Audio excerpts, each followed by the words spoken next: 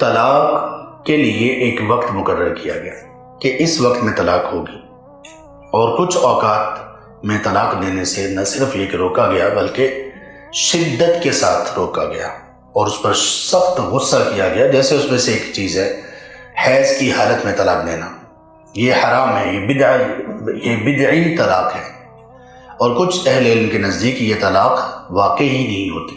جیسے کوئی شخص جانتے بوجھتے ہوئے خانہ کعبہ کی طرف رخ کیے بغیر نماز پڑھ لے یا وضو کے بغیر نماز پڑھ لے، جیسے اس کی نماز ہی نہیں ہوتی، کیوں؟ خلاف سنت ہے، کیوں؟ طریقہ ہی یہ نہیں ہے۔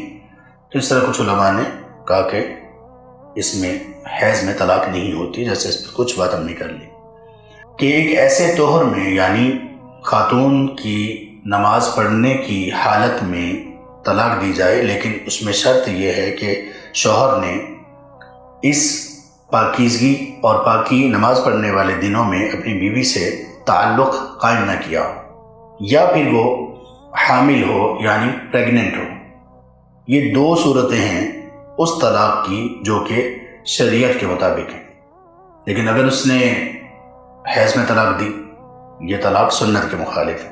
اگر اس نے نفاس میں، یعنی جو خواتین کی ڈلیوری کے بعد جو بلیڈنگ ہوتی ہے، جیسا کہ ہم اس کو ڈسکس کر چکے، اس میں اگر طلاق دی تو یہ بھی خلاف سنت ہے۔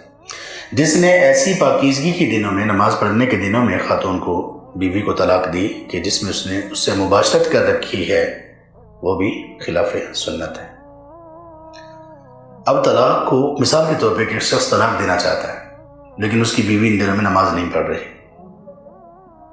تو یہ کیا ہو گیا؟ ایک موقع مل گیا اس کو سوچنے کا۔ ممکن اس کو بہت غصہ ہو، اور وہ غصہ جتنے دنوں تک بیوی نے نماز سے رکنا ہے تب تک اس کا غصہ ختم ہو جائے، وہ ترک کر دے۔ حکمت